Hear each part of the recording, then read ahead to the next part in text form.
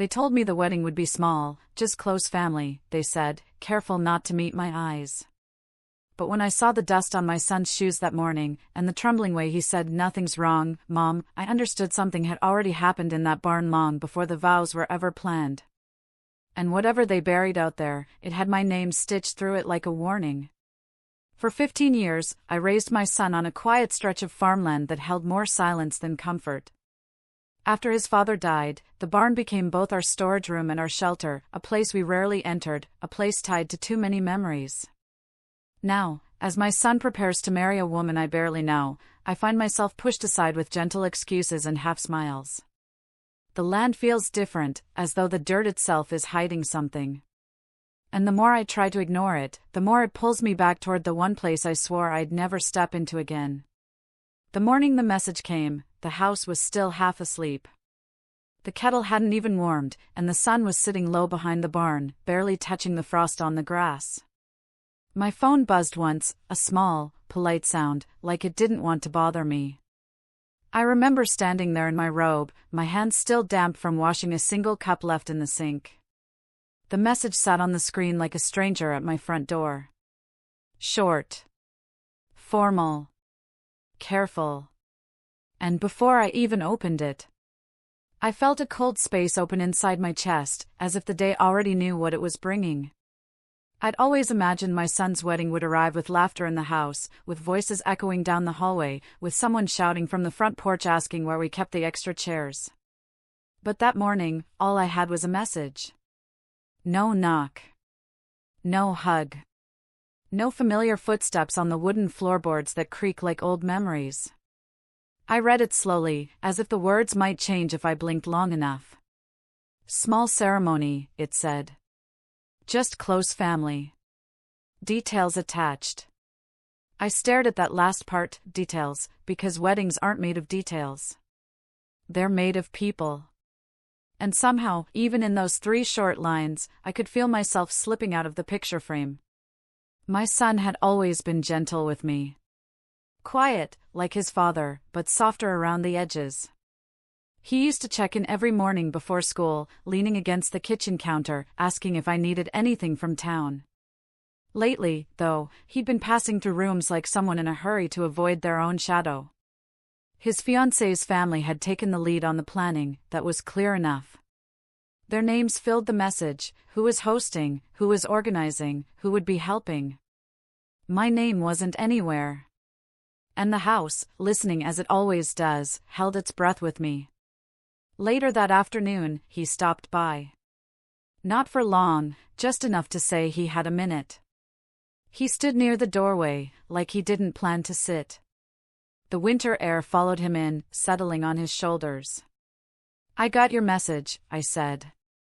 He nodded, eyes drifting to the floor, then to the window, then somewhere past both. It'll be simple, he said. We're keeping it small. His voice didn't carry any real excitement, just a practiced calm. The kind people use when they're delivering news they already know will bruise. I tried to smile, but it felt thin. I see they've got everything handled. He swallowed, running his thumb along the seam of his coat like he was smoothing down a lie. They're organized, he told me. They just like to help. I looked at him, really looked, and saw the exhaustion in the way he held his shoulders. Not the tiredness of planning a wedding. The tiredness of balancing something heavy, something he didn't want me to touch. I asked him what any mother would. What do you want, son? For the first time that day, he lifted his head. And for a second, I saw the little boy he used to be, the one who'd cling to my sleeve when he was scared of thunderstorms. He almost said something. I felt it. But whatever words he had broke apart before they reached his mouth. It wasn't until I brought up the venue that he changed. I asked lightly, or as lightly as a mother can, where are you having it? He hesitated. Not the kind of pause people make when they're trying to remember. The kind where they're choosing between truth and something easier. He rubbed his hand over his jaw, letting out a quiet breath. The barn, he finally said. The barn. Our barn. The one he used to avoid like it held something hungry inside. I watched him carefully. "You never liked that place," I said. He didn't answer. Instead, he shifted his weight, a small, uneasy motion that told me everything he wasn't saying. His fiancée's parents had offered it, he said. They thought it was rustic. Pretty for photos. But none of those words sounded like his. And none of them explained why his eyes tightened when he said them. For a moment, the room felt smaller, like the walls had leaned in. The barn held years of silence, secrets, and dust. It was the last place we had spoken to his father. The last place my son had cried openly as a child. Why, out of every option, would they choose that place? And why did he look like he wished I hadn't asked? After he left, the house settled back into its quiet shape. I stood at the window, watching him walk toward his truck without once looking back. The sky was dimming, turning the barn into a dark silhouette against the cold horizon. The message still sat on my phone. The details still waited, tidy and complete. And the barn, that old, heavy place, seemed to be watching me through the dusk.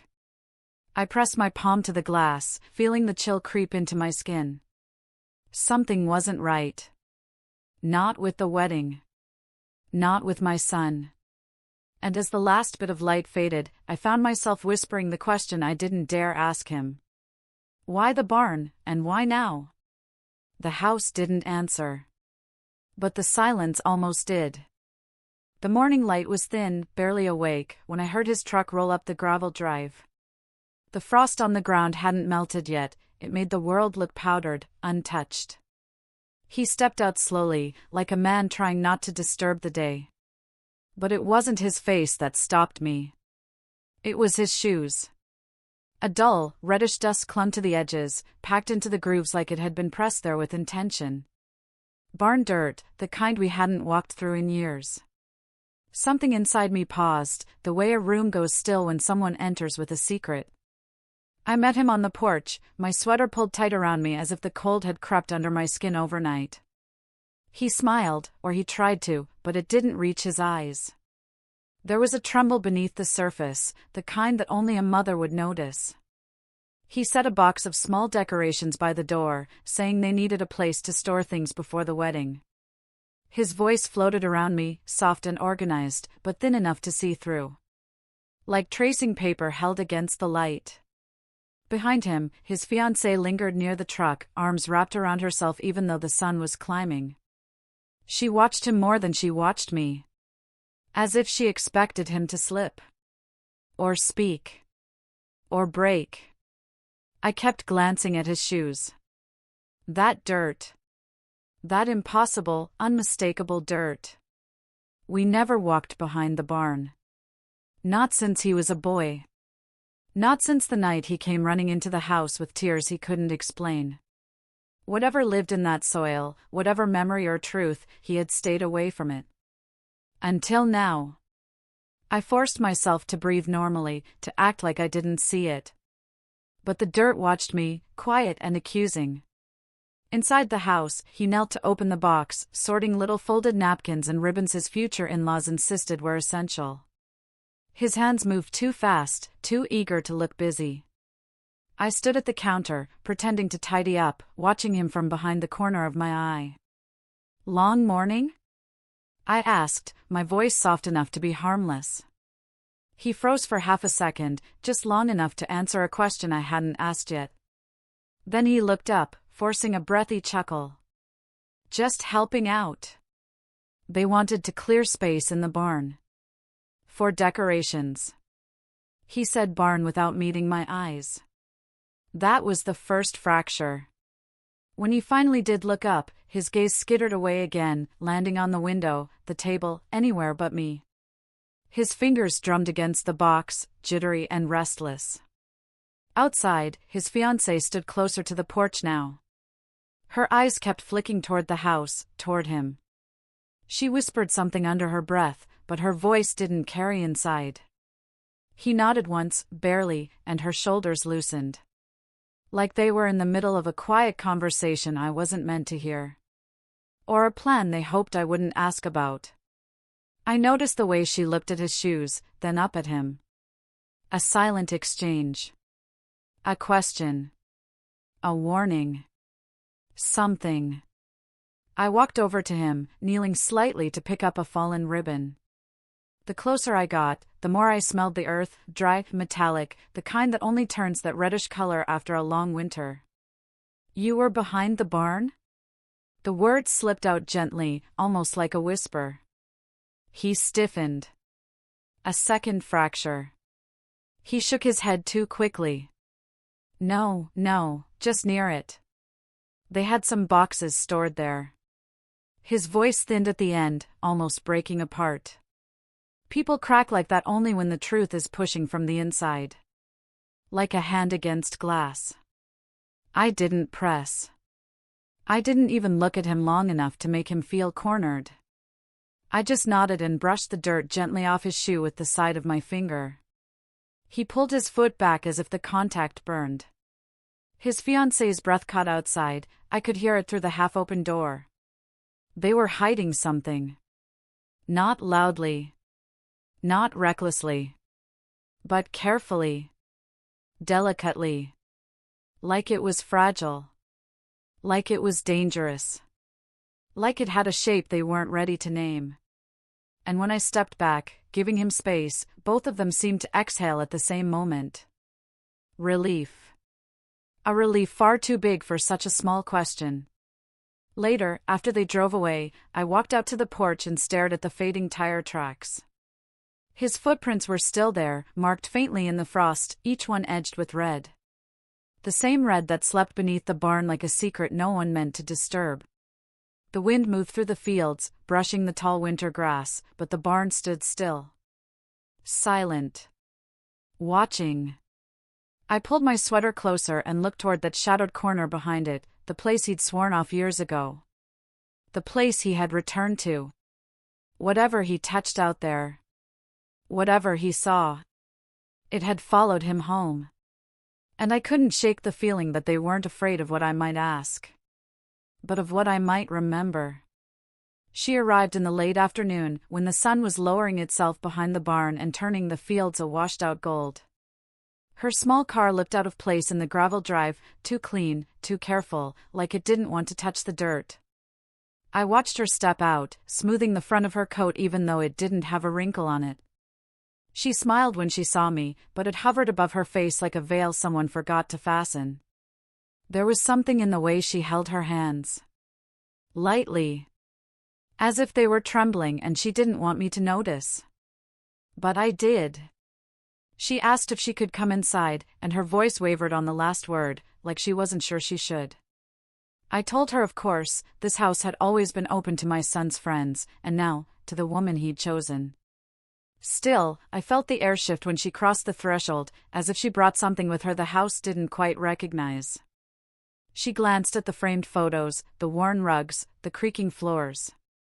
Her eyes lingered longer than they needed to, studying everything the way a person studies a map before walking into unfamiliar woods. We sat at the kitchen table, the one that still held faint scratches from my son's homework years. I poured tea, and she wrapped both hands around the cup, absorbing its warmth like a person coming in from winter. She made small talk at first. Dress fittings. Guest lists. Flower choices her mother kept changing. But there was a tension in her shoulders that didn't match her words, a thin, bright thread pulled tight. Every few seconds, her gaze drifted toward the window, toward the barn, as if something unseen was calling her attention back.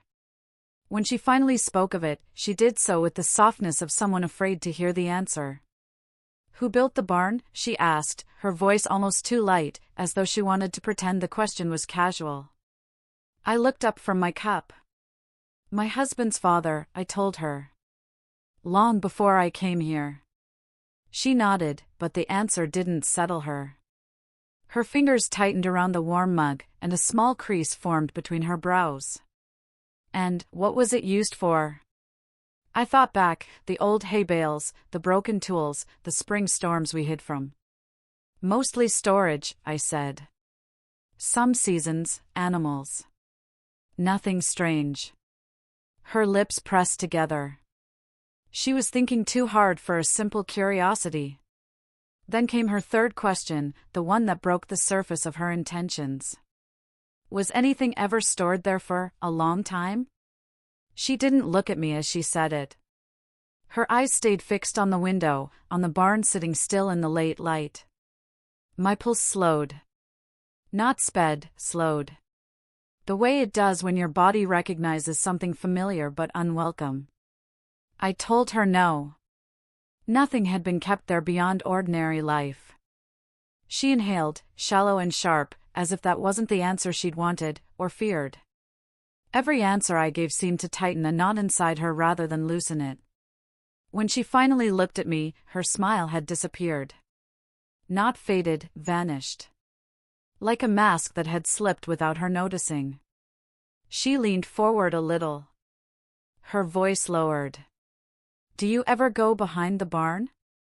I felt the kitchen go still. Even the clock seemed to pause between ticks.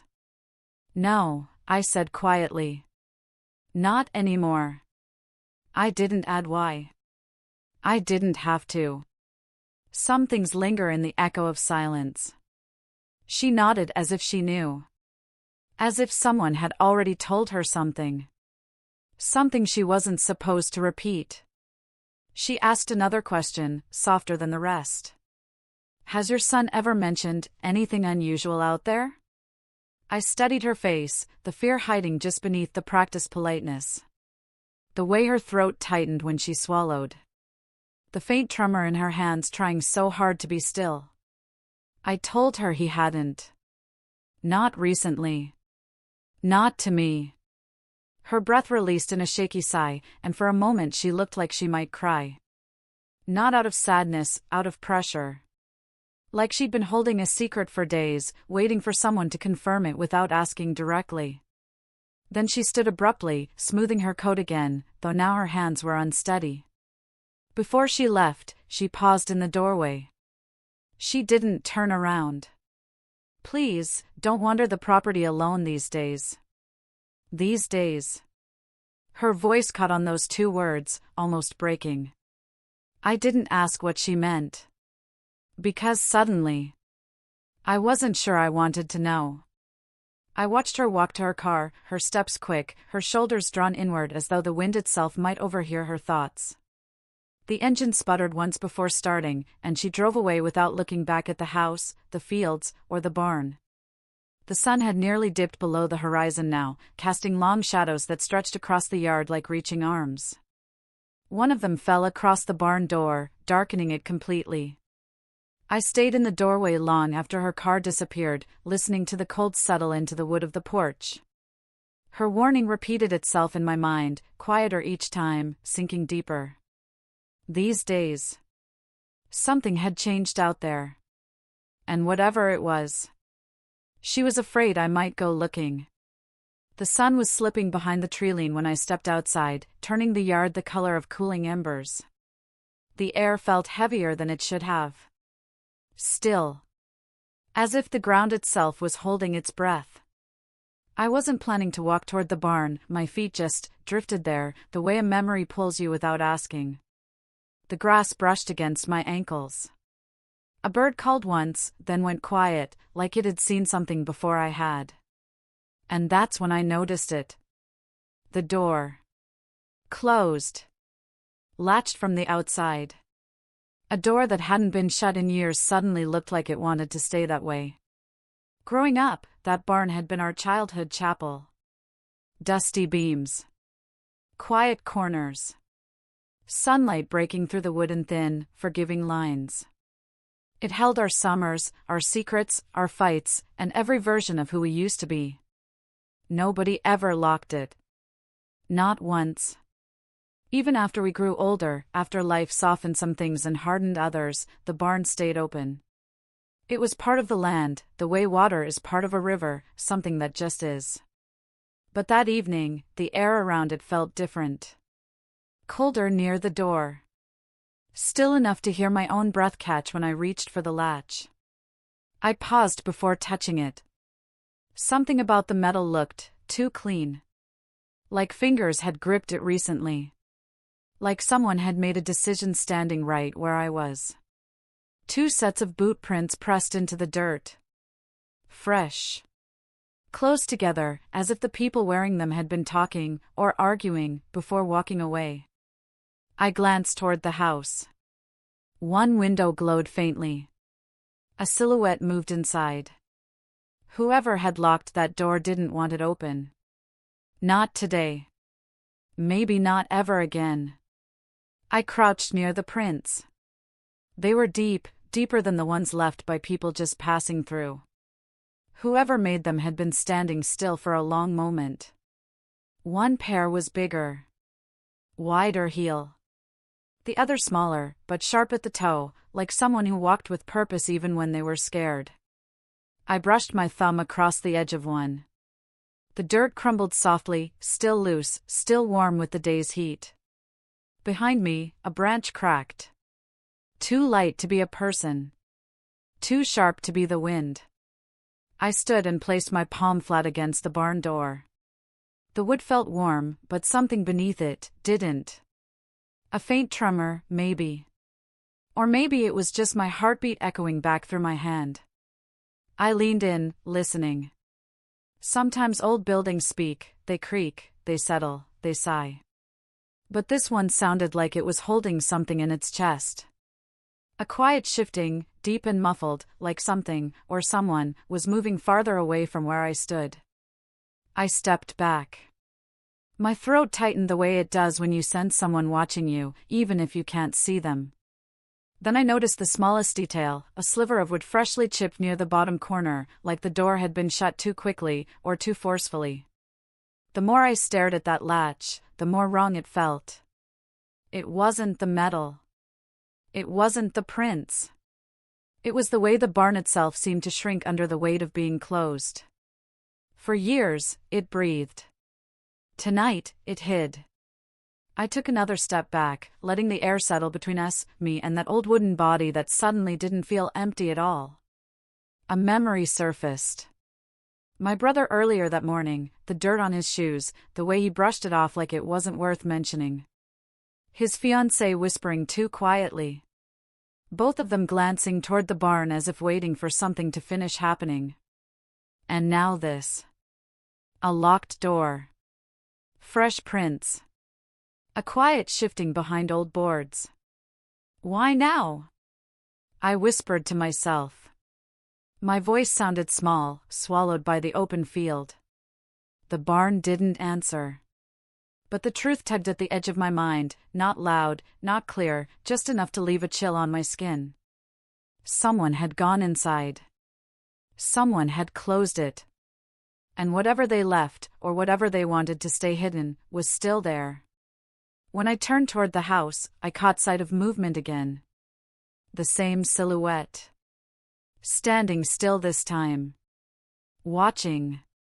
Only when I blinked did it move away, the curtain falling back into place like nothing happened. I stood there a while longer, listening to the quiet settle around the barn. The wind picked up just enough to move the grass, but not enough to move me. The latch glinted once in the fading light. Cold. Certain. I knew I could open it. Just lift the metal. Pull the door.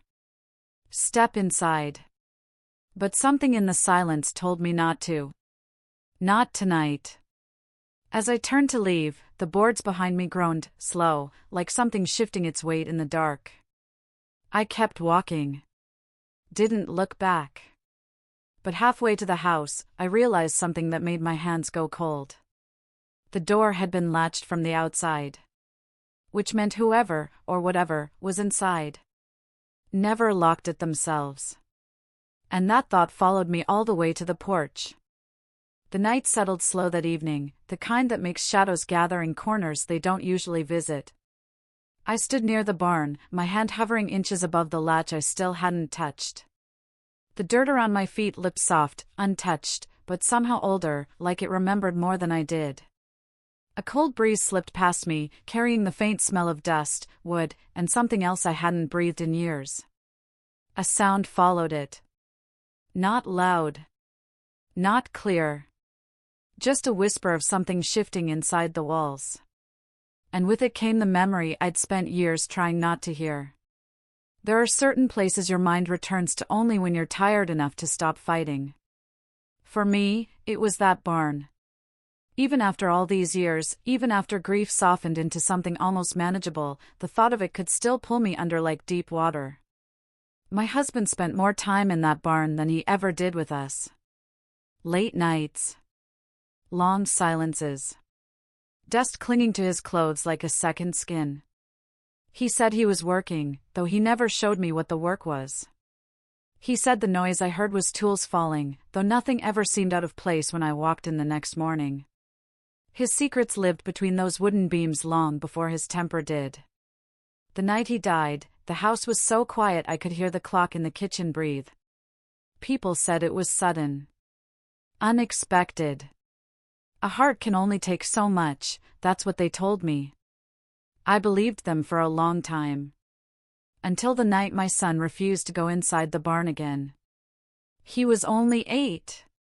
Small, soft-voiced, gentle with everything except the truth. He came running to me with wide eyes, breath shaking like thin glass. "Something fell," he whispered. And then he cried into my shirt, like the sound had clawed straight through him. We never talked about it again. I let the silence bury it. Or maybe I thought it would bury itself. But standing there now, with the barn locked and the night pressing close, that memory didn't feel buried at all. It felt awake. I took a slow breath, hoping it would steady me. It didn't. The boards on the barn looked darker than before, almost bruised by time. Dust clung to the corners, but the ground near the door was freshly disturbed. Boot prints. A drag mark. Something faint, like someone had shifted their weight while deciding what to do. My hand drifted toward the wood again. Not touching. Just close enough to feel the cold moving through it. And then the memory unfolded itself further, the one I had pushed so far down it felt like another life. The night my son heard something fall, we weren't alone in the house. My husband was supposed to be working late. I remember the way the wind rattled the windows. The way the animals grew restless. The way the barn door slammed shut on its own, or maybe not on its own. I remember my son standing at the top of the stairs, saying, "Mom, something's wrong out there." He wasn't a child who scared easily. He had my father's steady bones. But that night, he trembled. Like he'd seen a shadow move where no shadow should have been. I should have gone out there. I should have checked. But I didn't. Fear can silence a person faster than truth ever could.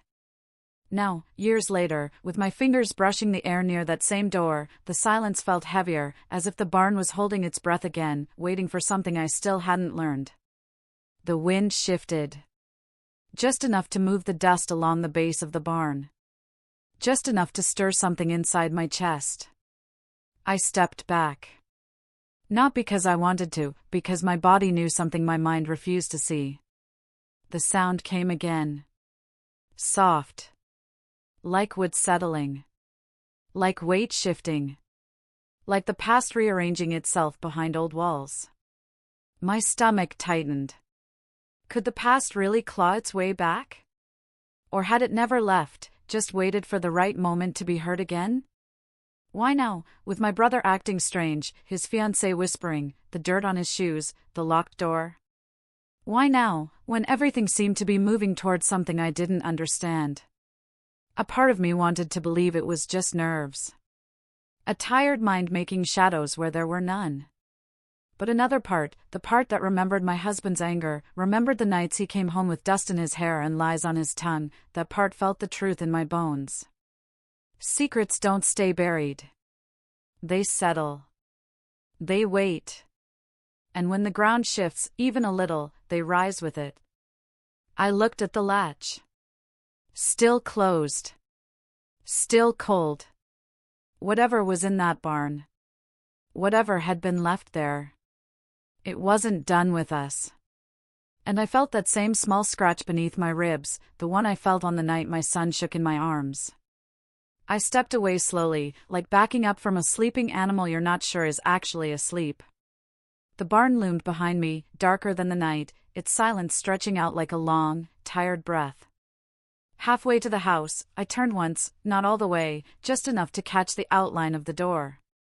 Still locked. Still holding something in. Or keeping something out. The past has a way of choosing its moment. And standing there, with the cold creeping up my arms, I realized something I'd never let myself consider before. Maybe the past wasn't returning. Maybe it never left. Maybe it's been waiting in the dust all along. For someone brave, or foolish, enough to open the door. The moon was thin that night, a soft slice of white hanging over the fields like it didn't want to be seen. Sleep wouldn't come. It hovered at the edge of my mind, then drifted away, leaving the house too quiet, too awake. So I walked. Bare feet. Cool earth. The kind of silence that wraps around your shoulders and follows you out the door. When I reached the yard, the barn looked different. Not darker, just more aware of me standing there. Then I heard it. A scrape. Metal against soil. Slow. Rhythmic. The sound of someone digging in a place that had no business being disturbed at midnight. I froze under the moonlight, letting my breath steady itself against the night air. It was the same barn I'd grown up beside, the same one that had held my husband's secrets, my son's fears, my own unanswered questions. But something about it felt new tonight. Not in the way a place changes with age, but in the way a room changes when someone else is inside it. A soft wind picked up, carrying the smell of damp dirt. Heavy. Fresh. Turned over recently. The boards along the side of the barn were old, but the gaps between them had widened with time. Moonlight slipped through in thin silver lines, like someone had drawn quiet, trembling veins across the wood. I stepped closer. The earth beneath my feet grew softer. Like it had been walked over. Pressed down. Moved. I remembered the way my son used to cling to me when night fell, how he'd stare at the barn as though waiting for something to step out of it. He never said what frightened him. Fear takes language away from children. And sometimes, adults too. I pressed my palm against the barn wall. The wood felt cold. Colder than the air around it. Then the sound came again. A long, slow drag. Metal scraping through soil. Deliberate. Measured. Not rushed. Someone was working. Someone who didn't care about being overheard, or someone who thought they wouldn't be. My breath held itself. I leaned closer, listening with the same careful stillness my mother used when the radio crackled during storms. I moved along the side of the barn, toward the narrow crack where the moonlight leaked through the boards. The shadows inside shifted. Not the flutter of birds. Not the scamper of small animals. Slow. Heavy. Human. Two shapes. Bending. Lifting. Digging. The metal struck something hard, a dull thump that vibrated up the wood and into my fingertips. My heart slipped into a slower rhythm, the kind that comes when your mind tries to make sense of something it already fears. I stood very still. Listening. Watching the shadows move in long, quiet strokes. One of them straightened. Paused. Wiped their forehead, or maybe looked toward the door. I couldn't tell. The other kept digging. Shovel. Lift. Turn. The soft collapse of dirt being moved to the side. Every sound felt thick, magnified by the emptiness of midnight. What were they searching for? Or what were they trying to hide? The thought settled into me with a weight I didn't want to name. A whisper of movement brushed past the back of my mind, a memory of my husband walking in with soil stuck to his boots, claiming he'd dropped something heavy out there. A lie he didn't even try to soften. I pressed my ear slightly closer to the boards. The digging stopped. Just froze. The silence that followed wasn't normal. It felt like someone inside the barn was listening back. For a moment, the night held its breath with me. Even the wind stopped moving. I stepped back, slowly, careful not to let the gravel crunch under my feet. The stillness inside the barn thickened. Like a pause too heavy to ignore. Then I heard it, the soft shift of weight. Fabric brushing against wood. A boot adjusting in dirt. Someone was close to the wall. Closer than before. My pulse rattled quietly beneath my skin. I moved another step back. The moonlight caught the edge of a footprint near the barn, a fresh one, the tread deep and sharp. Not mine. Not old. 2 sets. Left in a hurry. Returning? Hiding? A soft murmur floated through the wall. Not clear enough to understand. Just enough to know it was a whisper meant for someone else. Then another voice, lower, strained. Urgent. And then nothing. Just quiet. Too quiet. The kind of silence that comes when someone decides it's safer not to make a sound.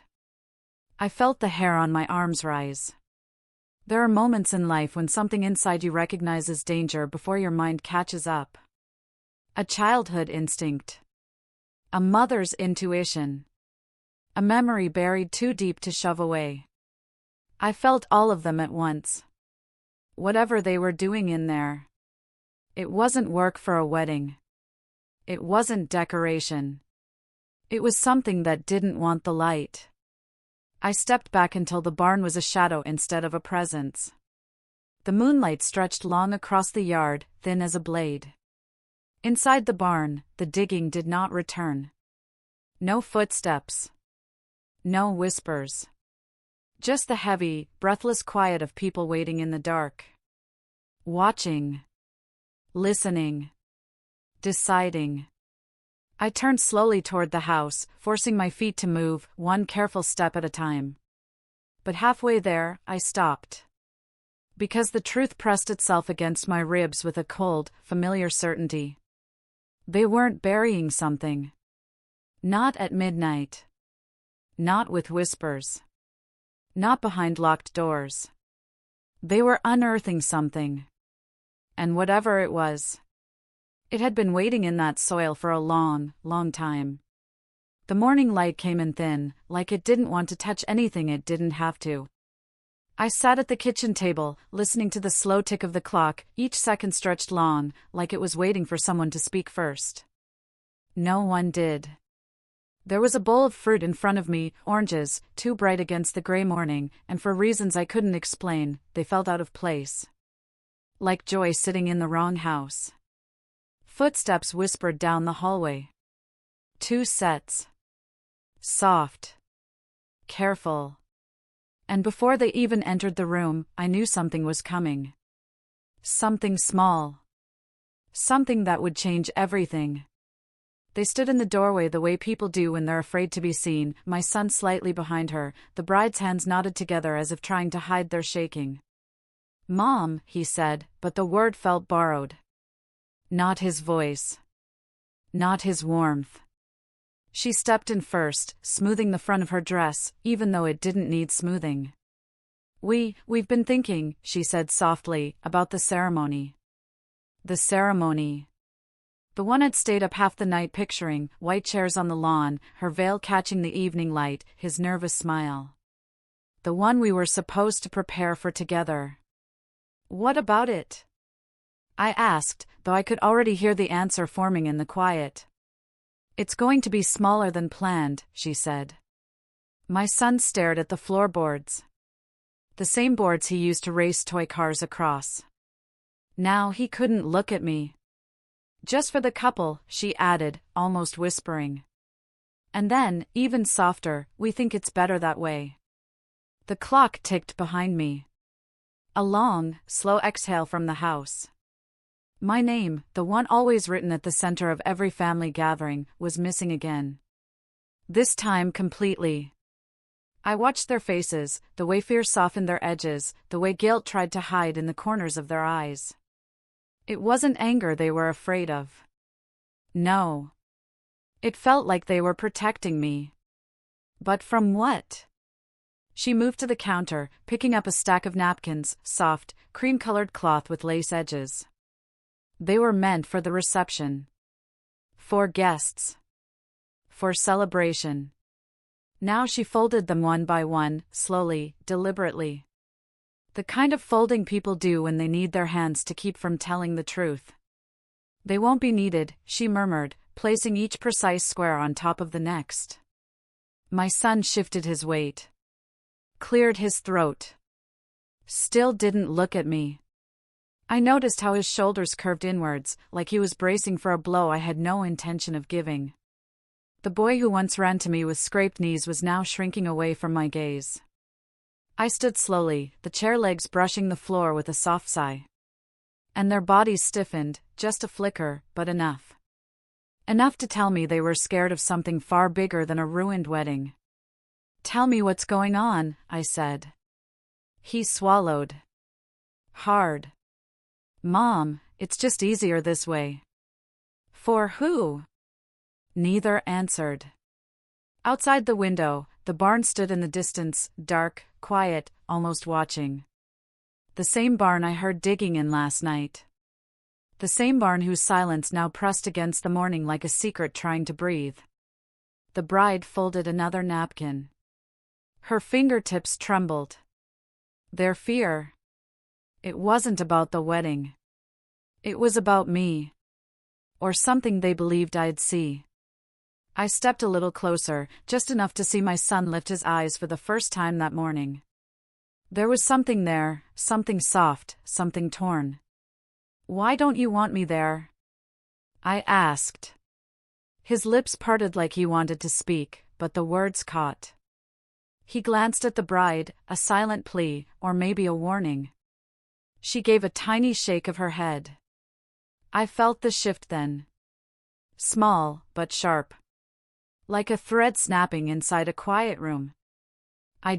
He tried again. I think it's best if things stay calm. Calm. A strange word to use on a day meant for celebration. Her hands froze over the last napkin. Pressed down too hard. Creased the fabric. Something flickered in her expression, fear mixed with something else. Pity, maybe. Or sorrow. You're not ready, she whispered. For what? Silence pulled in the room. I felt it then, that same heaviness from the barn last night. The way the darkness had pressed close. The way the shovel had gone quiet the moment I approached. A secret doesn't hide itself. Someone hides it. And whatever they were hiding. It lived between us now, breathing quietly, waiting to be found. The bride lifted her eyes, tears barely held in place. You weren't supposed to hear anything, she said. My heartbeat paused. Just for a moment. Just long enough. Hear what? Her gaze drifted toward the window. Toward the barn. The rest of the day moved slowly, like the air had thickened around us. They stayed close, too close, watching me as if measuring every step I took. Every shadow. Every glance at the barn. I didn't ask anything else. Sometimes silence brings out more truth than questions ever will. By evening, the sunlight stretched long across the fields, touching the barn with a faint, uneasy glow. I stood at the window, tracing its outline with my eyes. A wedding without me. A ceremony I wasn't meant to witness. And a barn full of secrets that had started whispering in the night. Whatever they were hiding. They believed I wasn't ready to know. But the night has a way of opening doors that daylight keeps shut. And I could feel one beginning to open. The barn looked different in the morning light. Less like a building, more like a confession. A thin layer of fog clung to the ground, curling around my shoes as I walked. The grass was wet enough to darken the hems of my pants, each step leaving a darker print behind me, like the earth wanted to hold on. I stopped at the door. The lock hung crooked, snapped clean through, its metal edges shining in the pale sun. For a long moment, I didn't touch it. I just listened. To the silence inside. To the memory of last night's shovel. And then I stepped in.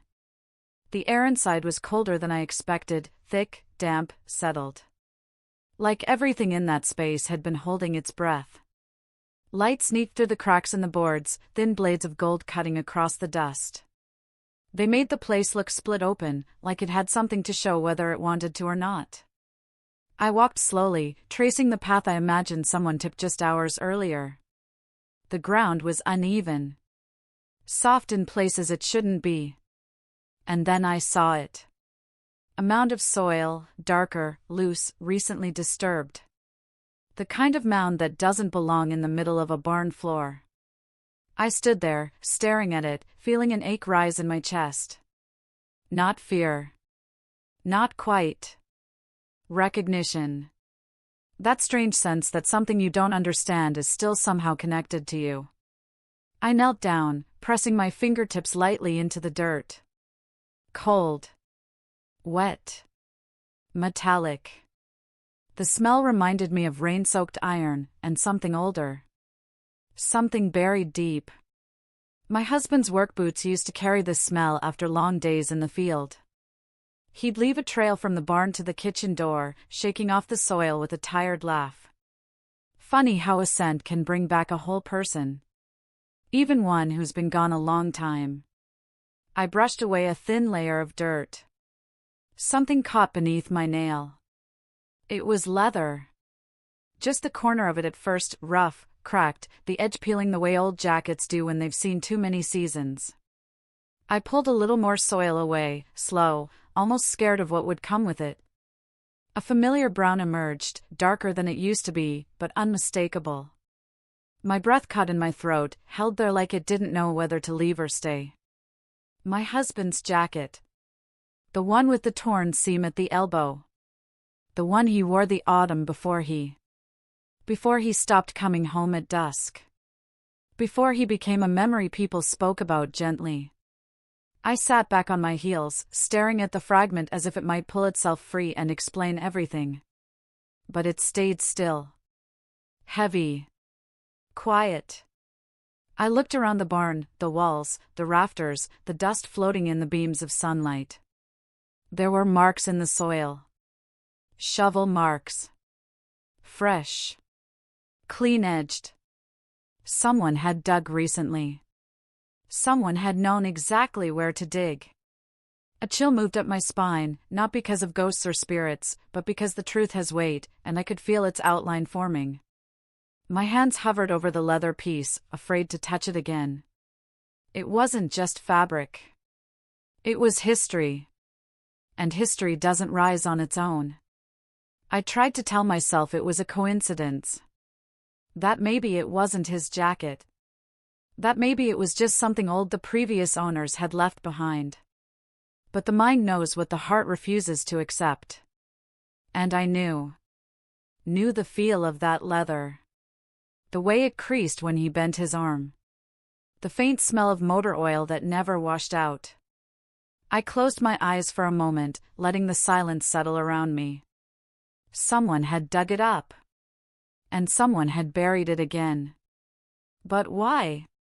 A warning? A message? Or a reminder? My hand trembled slightly as I pressed deeper into the dirt, feeling the fabric tug tight, anchored by something below. Something larger. Something still hidden. I didn't pull harder. Some truths require witnesses. And I was alone. Footprints circled the mound, faint, uneven, dragged. As if whoever was here left in a hurry. As if they didn't want to be caught. The barn door creaked behind me, a long, low groan. I turned sharply, heart beating faster, but no one stood there. Just the wind slipping through the broken lock. Just the dust shifting in the light. Still, I couldn't shake the feeling that someone had been there. Watching. Waiting for me to find exactly what they left behind. The jacket fragment curled slightly at the edge, almost like a finger pointing deeper into the soil. Inviting me. Daring me. I stayed there a long while, kneeling, breathing, listening. The barn had its own heartbeat now. Slow. Heavy. Unsettling. And in that quiet, I understood something. This wasn't an accident. This wasn't a relic of the past working its way to the surface. This was deliberate. Whoever dug here last night knew what they were uncovering. And whoever buried it again wanted me to see just enough. Just a corner of the truth. Just a reminder of the man I lost. I stood slowly, brushing dirt from my hands, though its weight stayed on my skin. Outside, the wind carried the faint smell of soil and warning. And as I looked back at the barn, I felt the certainty settle deep inside. Whatever they were hiding. This was only the beginning. And the ground was ready to tell the rest. The kitchen was quiet. Too quiet. The sunlight fell in thin, trembling lines across the table, making the wood grain sharp and bright, as if it were trying to show me something I wasn't ready to see. He sat across from me. My son. His hands folded too tightly in front of him, the way children used to when they had a secret they couldn't speak. And I waited. Not knowing what I was waiting for. Not knowing that today, finally, the truth would come uncoiled, fragile, raw, and heavier than I could have imagined. He didn't look at me at first.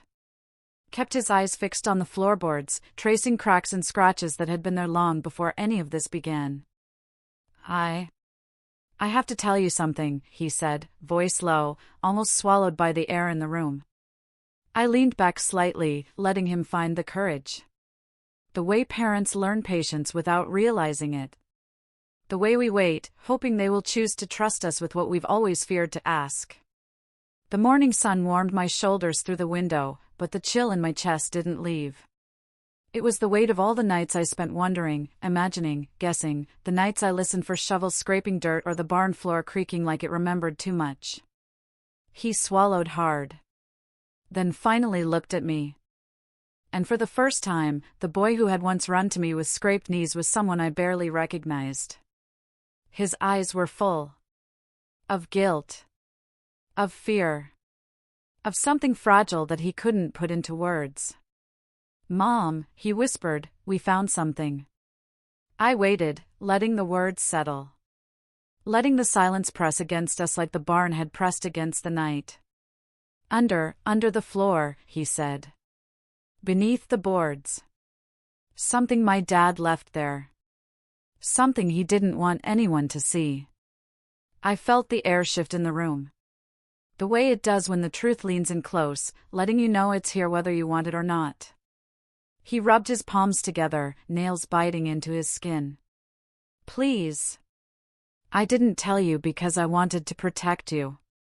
His voice cracked, shaking along the edges, carrying the weight of years of fear and careful silence. I thought you already knew. I shook my head slowly. No, I said. I never did. Not fully. He looked up then, finally meeting my gaze.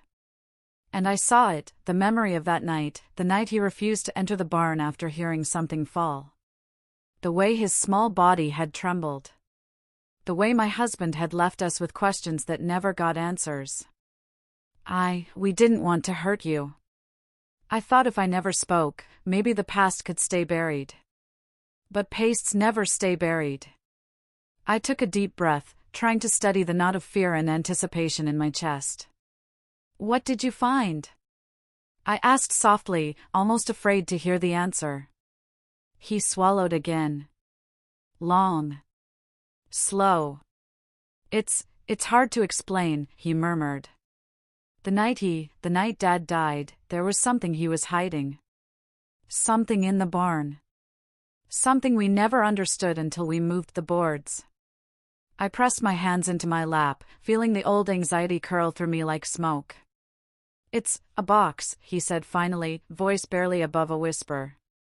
A small box. Rusted. Heavy. Full of things, letters, papers, something tied to him. I could feel the pulse in my temples. Could feel the barn, the dirt, the shovels scraping through my memory. "I wanted to keep it from you," he continued. "I thought if you saw it, it would reopen everything you survived." His hands trembled. The same hands I once held when he was a boy, small and shivering from nightmares. "I thought I could bear it alone," he admitted. "And maybe I could.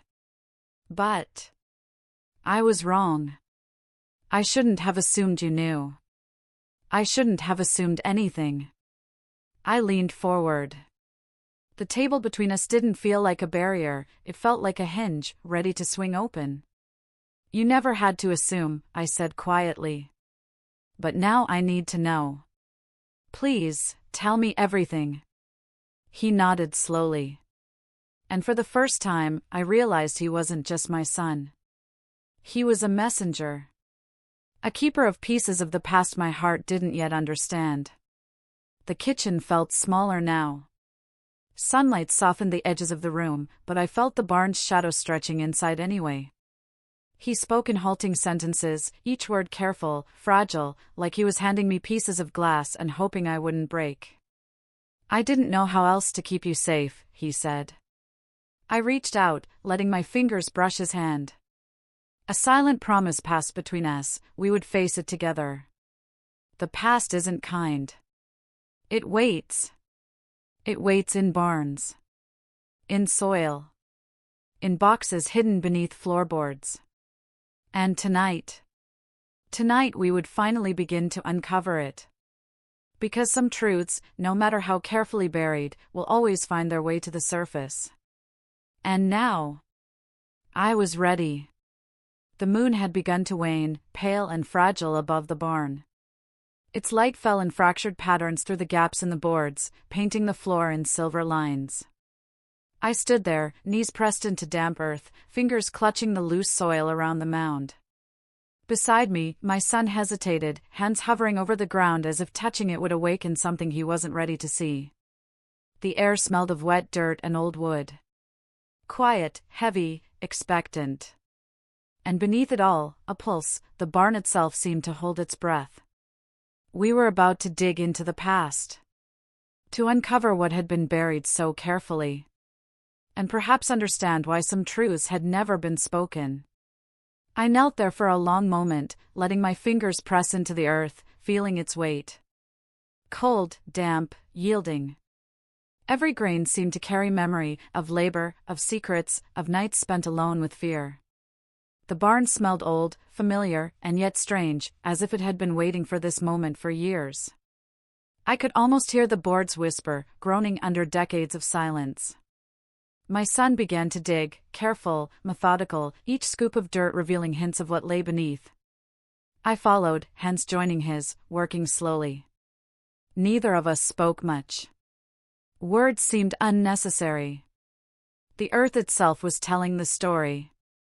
I thought about my husband. The way he used to disappear into this barn at odd hours.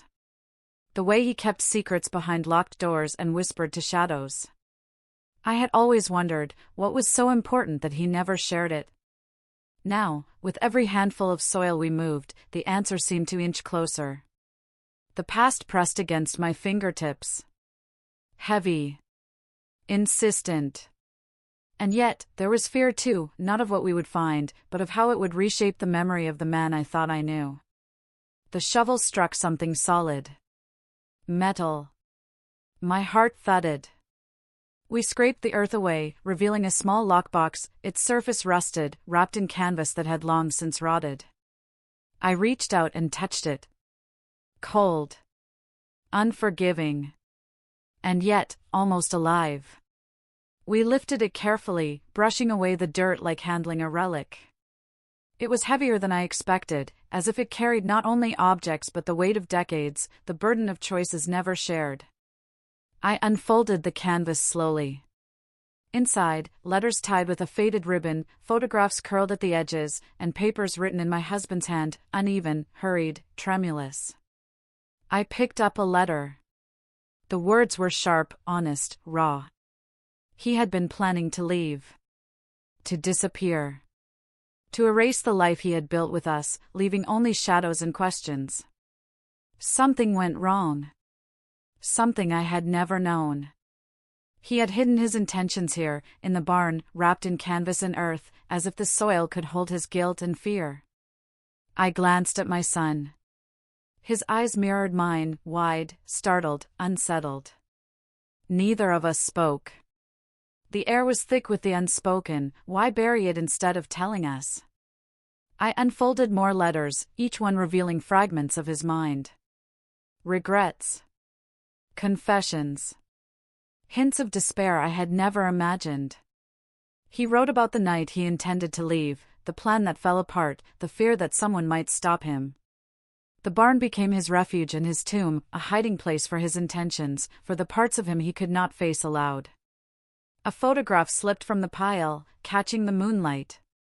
It was him, young, smiling, standing beside the barn, a man who looked like he had everything yet carried everything inside him. I traced the image with my fingers, feeling the distance between then and now, the silence that had stretched across years. My son's hand brushed mine. "We didn't know what to do," he murmured. "We thought, maybe he left for a reason. We thought keeping it buried would protect you." I closed my eyes, letting the shock and grief settle like dust in the corners of the barn. He had tried to leave. He had buried his truth instead of facing us. And now, decades later, we were unearthing it together. The barn wasn't just wood and nails anymore. It was the place where secrets waited for courage to find them.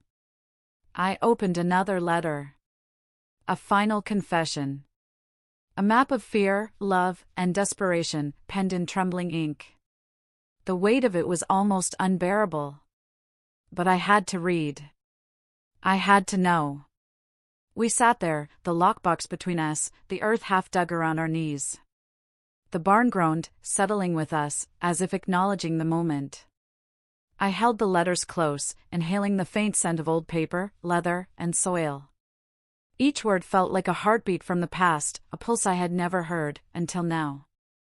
I looked at my son. His eyes were tired, wide, aware. We both understood, silently, that this discovery didn't undo the past. It only made it clearer. The barn was no longer just a place of fear or mystery. It was a witness. A grave of intentions. And as the last light fell through the cracks, I knew the journey wasn't over. The truth was out, but its echoes would follow us, soft, insistent, impossible to ignore. Some secrets demand to be faced. And tonight, we finally did. The morning was gentle, pale light spilling over the barn like a whispered promise. I stood on the porch, fingers resting against the railing, feeling the air hum with quiet anticipation. The wind stirred the edges of the barn doors, but they remained closed, silent, waiting. A few birds moved in soft arcs across the sky, their shadows brushing the fields like slow exhalations. And then he appeared, my son, tall and unsteady, eyes searching mine as if seeking permission, reassurance, forgiveness. "Mom," he said softly, "stand beside me. Please." I nodded, heart tightening and releasing all at once. Today, the barn would not be a place of fear. It would be a place where truth, finally unearthed, met something stronger, a beginning. The day smelled of dew and old wood, a mixture of past and present. The barn loomed behind us, silent, its boards no longer threatening but steady, patient, like a witness. Inside, chairs were arranged in a small circle, white cloth soft against worn wood. A few close faces, quiet, familiar. The ceremony was stripped of grandeur, stripped of pretension, stripped of everything that had once held shadows. My son shifted beside me, his hand brushing mine, tentative. I could feel the tremor in his shoulders, the weight of years of hesitation and secrets we had carried together. His bride approached, holding her hands folded over mine.